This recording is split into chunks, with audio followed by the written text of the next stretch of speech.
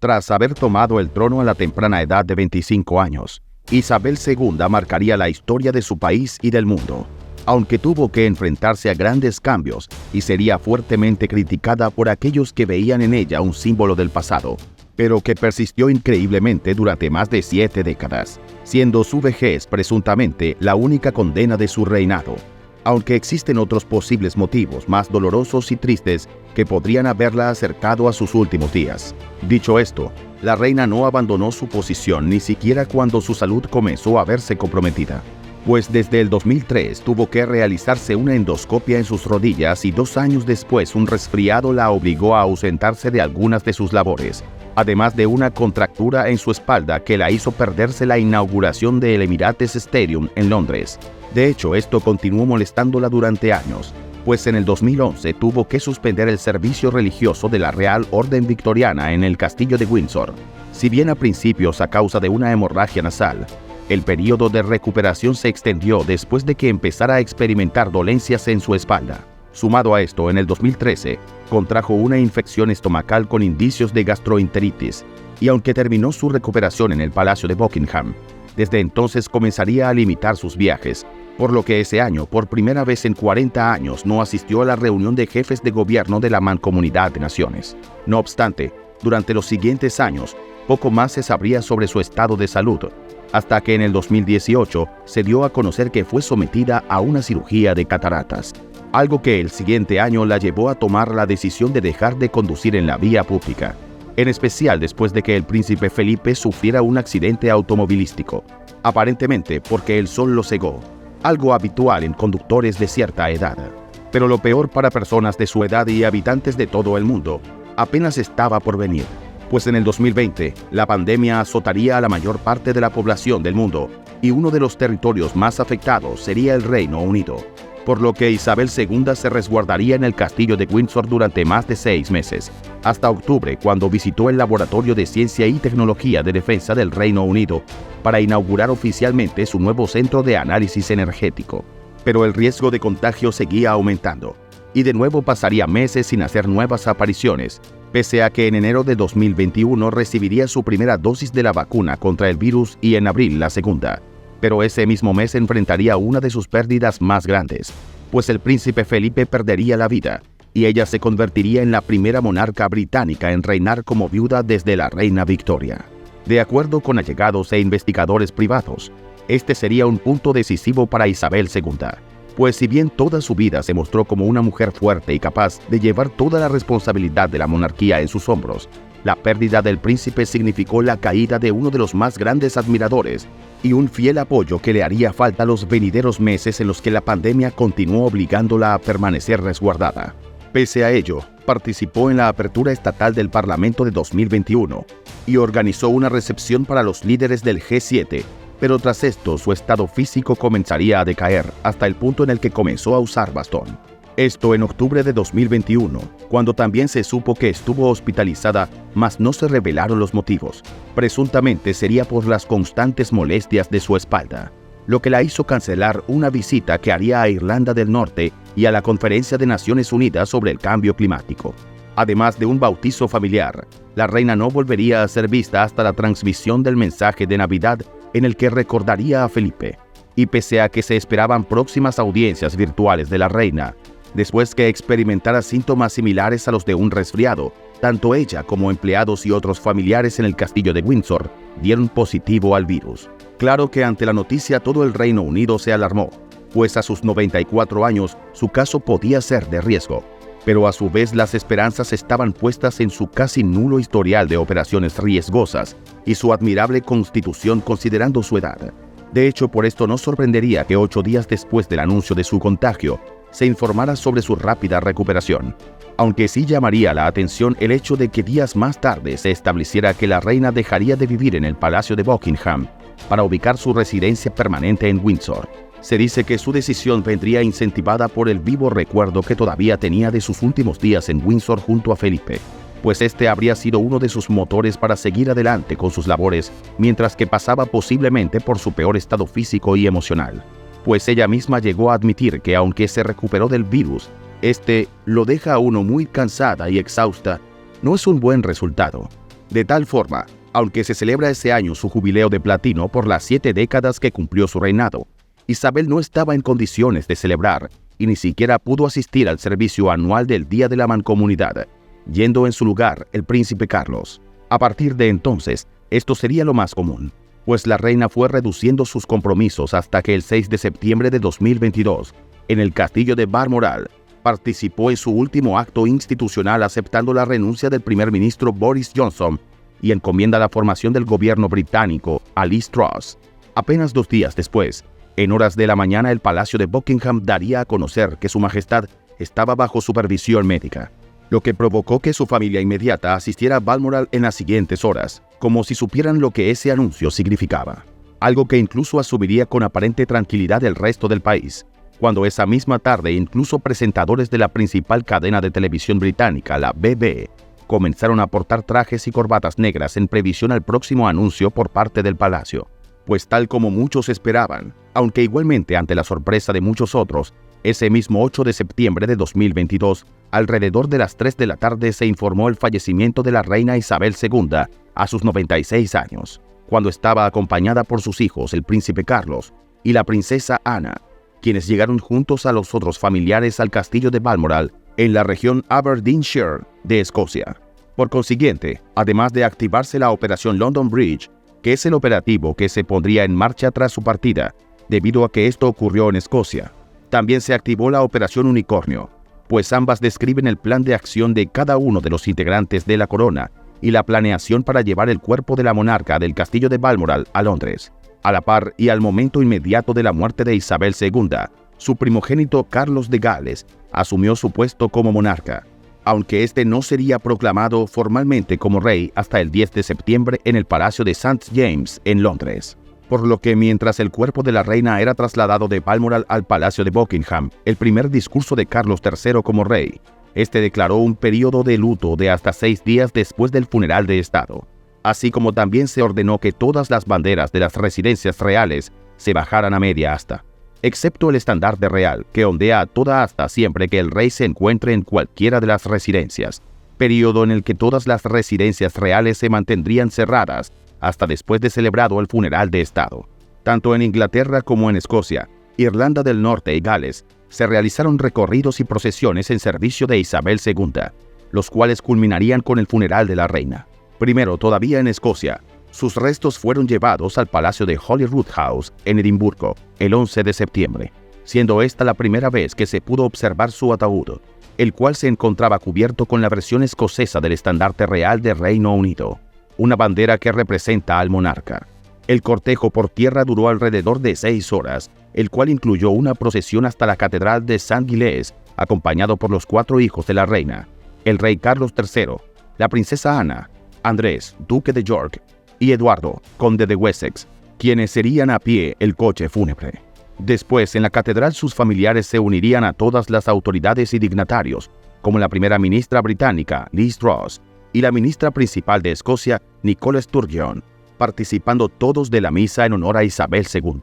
Durante el servicio, la corona de Escocia fue colocada sobre el ataúd, pues una vez terminado, serían precisamente miles de escoceses los que se dieron cita alrededor de la catedral para despedir a su monarca, momento en el que algunos pobladores de la zona aseguraron haber visto cómo se acoplaba la figura de un unicornio, el animal nacional de Escocia, en las nubes que se posaron justo encima de la catedral durante la ceremonia. En horas de la noche del 13 de septiembre, en una aeronave de la Fuerza Aérea Británica, llegarían los restos a Inglaterra, donde la versión escocesa del estandarte real del Reino Unido fue retirada del ataúd y reemplazada con la versión del estandarte real utilizado en Inglaterra, para después de ser recibidos por el rey Carlos III y otros miembros de la familia real en el Palacio de Buckingham, donde descansarían, para a la mañana siguiente ser llevados hasta el Palacio de Westminster, ahí donde además de autoridades y familiares, se reunirían otras miles de personas que hicieron fila desde la madrugada para ingresar al salón donde se encontraría el ataúd en el Palacio de Westminster,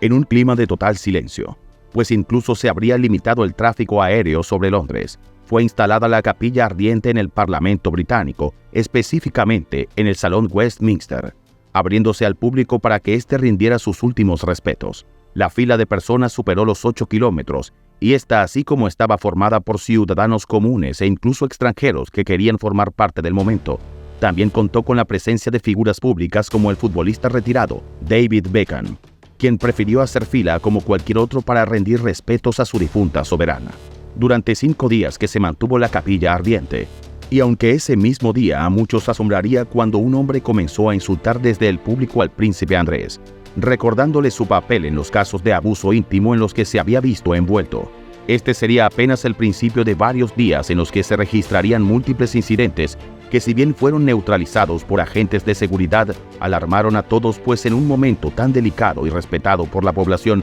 nadie se hubiese imaginado que varios antisociales tomaran protagonismo. Uno de los sucesos sería cuando un hombre empujó a una pequeña de 7 años para lanzarse sobre el ataúd de la reina, estando apenas a pocos metros de poder acercarse, tirando los adornos y hasta agarrando la bandera que lo cubría para tocarlo. El individuo fue derribado al suelo en cuestión de segundos y arrestado por un delito en virtud de la ley de orden público. Aunque testigos aseguran que se trató de un fanatismo extremo que el hombre venía profesando desde horas previas al suceso, pues habría admitido incluso tener una réplica de tamaño real de varios miembros de la realeza en su casa. Por otra parte, además de pequeños hurtos, personas que fueron forzadas a retirarse y algunas arrestadas por llevar pancartas en contra de la monarquía, e incluso peleas en algunos ciudadanos. El 16 de septiembre hasta se denunciaría a un hombre por abuso a la intimidad de al menos 2 mujeres que se encontraban haciendo fila, siendo acusado de agresión y arrestado de forma casi inmediata. Finalmente, después de 5 días, el 19 de septiembre,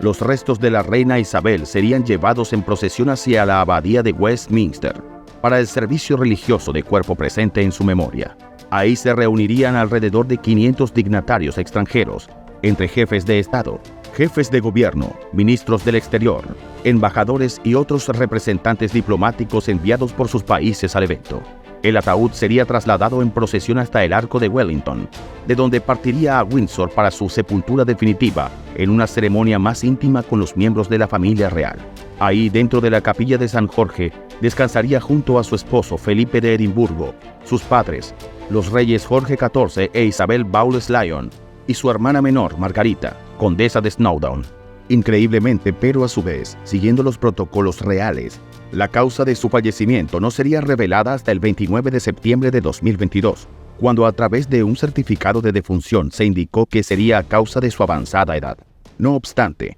tanto previo al comunicado como hasta la actualidad, muchas teorías en torno al fallecimiento de la reina se han ido esparciendo, algunas que intentan buscar explicación según lo que fueron sus últimos días, como la presunta existencia de un síndrome del corazón roto. Esto debido a que, según allegados y la misma prensa, aseguraron que la salud de la reina comenzó a decaer drásticamente después del fallecimiento del príncipe Felipe, un difícil evento que a su edad pudo haberle causado esta enfermedad aguda cardíaca que recuerda mucho a un infarto al miocardio. Por otra parte, algunos culpan naturalmente a su contagio con el virus de COVID-19, pues aunque indicaron en su momento que se había recuperado rápidamente de este, es sabido de casos en los que el virus continúa afectando a sus portadores incluso hasta días o meses después de que hayan dado negativo, causando graves consecuencias a su estado de salud general.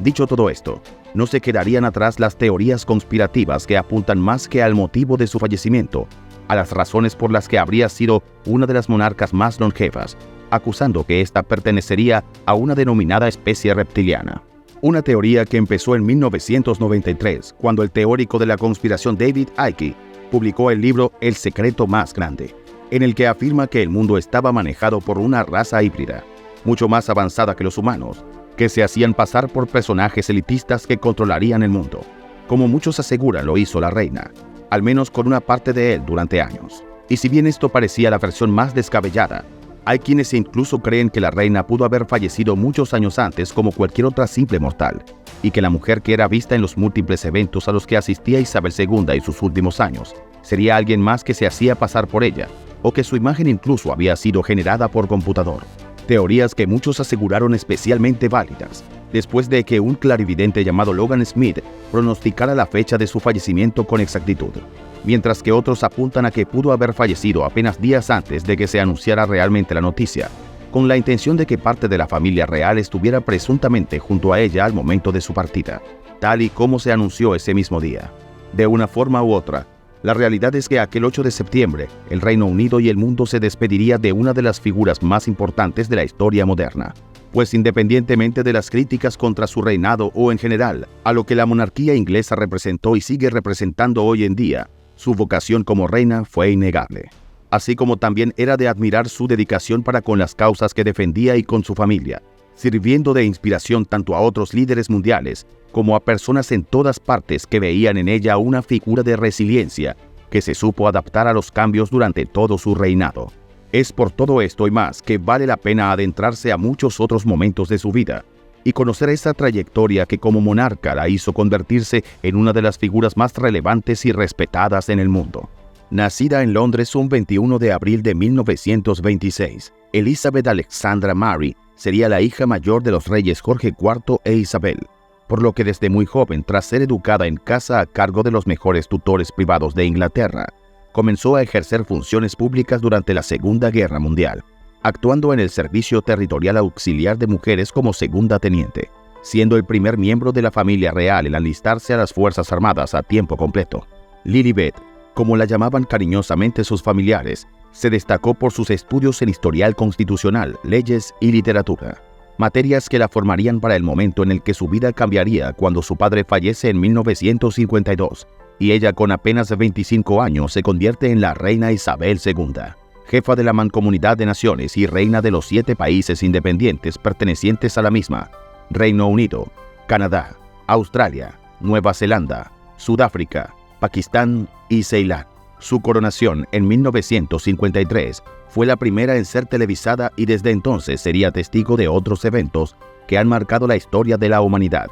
pues sería la monarca con más tiempo en el trono, en el que así como vio la desconsolidación de países, creó nuevas relaciones con otros, llegando a ser servida por más de 170 primeros ministros en todos sus reinos, 14 del Reino Unido, incluyendo las figuras de Winston Churchill y Margaret Thatcher. Entre sus compromisos más recordados se encontraría su visita a China, Rusia y la República de Irlanda, además de haberse reunido con 5 papas, pero entre sus labores de las más importantes se encuentra el haber sido la presidenta de más de 600 caridades en el área de las artes, la cultura, el sector salud y el financiamiento de proyectos científicos, tecnológicos y causas que apoyan la preservación del medio ambiente y la vida silvestre. Todo esto mientras a su vez estuvo casada desde los 21 años con el príncipe Felipe de Grecia y Dinamarca, quien pasó a ser Felipe Mountbatten, tras renunciar a sus títulos y ser nombrado duque de Edimburgo. Aunque su unión no estuvo exenta de polémica, pues ante muchos Felipe no era digno de la entonces princesa debido a que provenía del extranjero.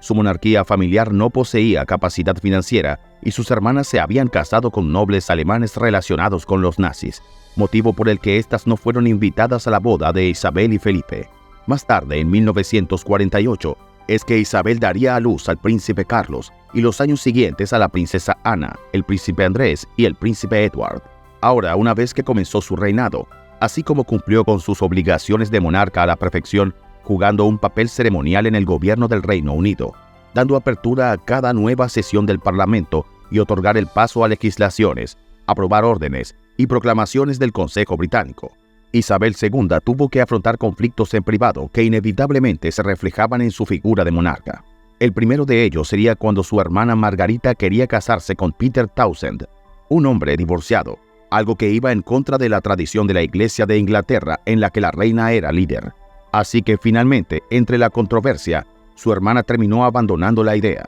pero esto igualmente hizo que por mucho tiempo existieran roces entre ellas. Después ocurriría el desenmascaramiento de Anthony Blunt, quien se encargaba de conservar las obras pictóricas de la reina, pues este era un espía comunista y fue expuesto por Margaret Thatcher. Más adelante llegaría una tragedia familiar cuando su tío político Lord Mountbatten perdió la vida como víctima del ejército republicano irlandés provisional. Pero como si los sucesos a su alrededor no fuesen suficientes, en 1980 la misma reina sería objetivo de un joven de 17 años, quien usó balas de gomas para impactarla, pero sin éxito. Fue igualmente condenado a 5 años de prisión, pero sin darle un respiro. Al año siguiente se encontraría por sorpresa a Michael Fagan al pie de su cama, quien para entonces era un completo intruso que padecía de esquizofrenia y con quien la reina mantendría una conversación de hasta 10 minutos mientras llegaron los agentes de seguridad después de que ella misma llamara a una operadora para alertar a la policía. Sin embargo, su peor época durante el reinado sería en la víspera del 40 aniversario de su coronación en 1992,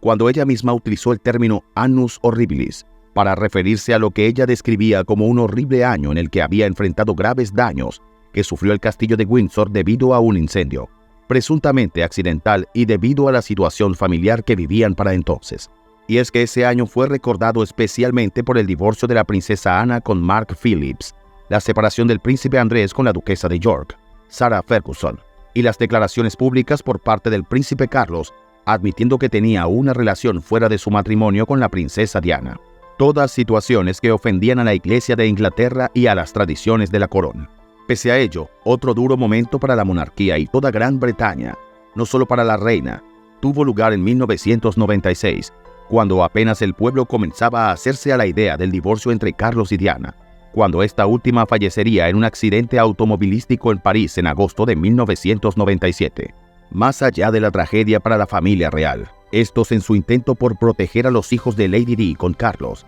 el príncipe William y el príncipe Harry, se aislaron de una población devota a la monarquía que también sufría con la pérdida y se vieron consternados ante el silencio de la reina. Es por esto que tras haberse refugiado en el castillo de Balmoral con sus nietos, regresaría a Londres para calmar el sentido público y en una transmisión en vivo un día antes del funeral de Diana, expresó su admiración por ella y sus sentimientos como abuela. Claro que el triste evento marcaría la historia de la monarquía y durante meses se mantuvo como tema principal en todo el territorio británico, que hasta la actualidad debate sobre las circunstancias que llevaron al terrible accidente. Incluso entre las teorías más escandalosas, se llegó a culpar a la reina de permitir que se llevara a cabo un plan que acabara con la vida de Lady Di, pues era de conocimiento público que la personalidad y el libre pensamiento de la princesa ante el público y las cámaras molestaban y causaban problemas a la monarquía, por lo que de alguna forma intentaron callarla. Más allá de esto, fue precisamente su personalidad e imagen ante la población lo que hizo que su nombre se mantuviera como el de una de las figuras de la monarquía más queridas, incluso a nivel mundial. Aunque sería Isabel II que continuaría como única imagen principal de la monarquía británica durante muchos años más, pues aunque sufrió ciertas afecciones ligadas a la salud, estas serían mayormente producto de su avanzada edad y no de condiciones demasiado graves. Tal fue el caso de la vez en que en el 2003 tuvo que someterse a una endoscopía en sus rodillas, por dolencias que estaba experimentando, pero los siguientes años también padeció de resfriados y contracturas de su espalda, por lo que tuvo que suspender su participación en diferentes eventos. En el 2011 sería una hemorragia nasal la que la mantendría alejada de la luz pública por más de una semana, y en el 2013 incluso tuvo que ser ingresada al hospital por una infección estomacal, con síntomas de gastroenteritis, pero de todo esto lograría reponerse completamente, llegando incluso a realizar giras por países como Canadá y Australia. No obstante, en este último incluso titularían su visita como una gira de despedida, por la avanzada edad de la reina, quien ya tenía 85 años, pero contrario a lo que muchos veían como años en los que podía estar organizándose su retiro del trono, Isabel II en el 2017 celebraría su jubileo de zafiro y se convertiría en la primera monarca británica en celebrar un aniversario de bodas de platino junto a Felipe. Si bien incluso él se retiraría de las funciones oficiales como consorte en agosto de 2017, ella únicamente delegó su puesto como jefe de la mancomunidad a su heredero Carlos, mas continuaría los siguientes años como líder de la monarquía, teniendo que enfrentarse a la pandemia que azotó a Gran Bretaña y el resto del mundo en el 2020, dando declaraciones con las que intentaba animar a una población que sufría la lentitud del gobierno en cuanto a las medidas de confinamiento y un sistema de rastreo de casos que se convirtió en un caos. Por suerte, al menos la monarquía sí recibiría la atención requerida, especialmente al ser la reina una persona de riesgo, por lo que desde enero de 2021, tanto ella como el príncipe Felipe recibieron su primera dosis de la vacuna. Pero pese a ello, el príncipe en los últimos meses había visitado el hospital en varias ocasiones, aunque no debido al virus, pues la última de ellas sería al ser ingresado por una infección que lo llevó a someterse a una operación, debido a que ésta amenazaba una infección cardíaca preexistente. Pero recibió de alta médica a mediados de marzo y guardaría reposo en el castillo de Windsor. De tal forma, enfrentando el mes de abril, pudo recibir junto a la reina su segunda dosis de vacuna contra el virus, pero ese mismo mes su estado comenzaría a decaer, y junto a Isabel II, quien lo acompañó en su agonía. El duque de Edimburgo daría su último aliento el 9 de abril de 2021 a sus 99 años. Así se cerraría el ciclo del matrimonio más duradero en la historia de la familia real, pues la pareja estuvo junta por más de 73 años, por lo que, como ella misma comentó, esto dejó un gran vacío que se haría notorio incluso en el funeral de Felipe, pues debido a las restricciones por la pandemia, la reina tuvo que sentarse sola en la ceremonia. Tras esta pérdida, tanto la prensa inglesa como la misma monarquía se mantuvo muy reservada con respecto a la salud de Isabel II. Y aunque desde octubre de 2021 comenzó a mostrar signos de cansancio, usando un bastón durante sus compromisos públicos, si bien su condición la llevó al hospital en varias ocasiones, teniendo que cancelar parte de su agenda, se recuperaba y continuaba participando de algunos eventos. Sin embargo, entrada el 2022, tuvo que pasar por la difícil situación de retirar los títulos a su hijo el príncipe Andrés, después de que más de 150 veteranos militares le escribieran una carta abierta a la reina para pedirle que despojara a Andrés de sus títulos militares y honorarios. Todo esto debido a que el príncipe por esas fechas se vería envuelto en acusaciones de agresión a la intimidad de una menor de edad, quien aseguraba que éste habría abusado de ella en la isla privada del controversial financiero estadounidense Jeffrey Epstein, lugar que solía visitar con mucha frecuencia. Pese al escándalo, el cual inevitablemente salpicaría al accionar de la reina, pues para muchos este tema pasó desapercibido durante un tiempo, sabiéndose que además Andrés era llamado el favorito de la monarca.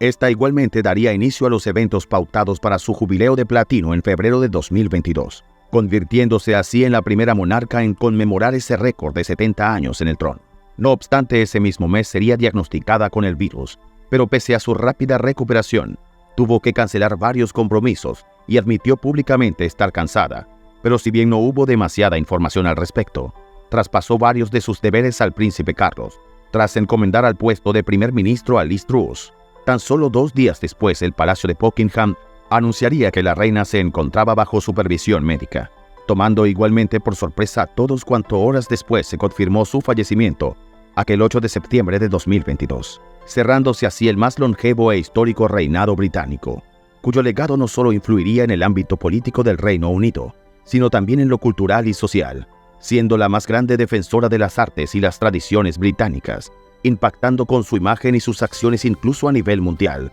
y sirviendo además de inspiración a líderes de todas partes gracias a su admirable compromiso con el servicio público y determinación a su familia, llegando a ser una de las figuras más respetadas del siglo XX y XXI.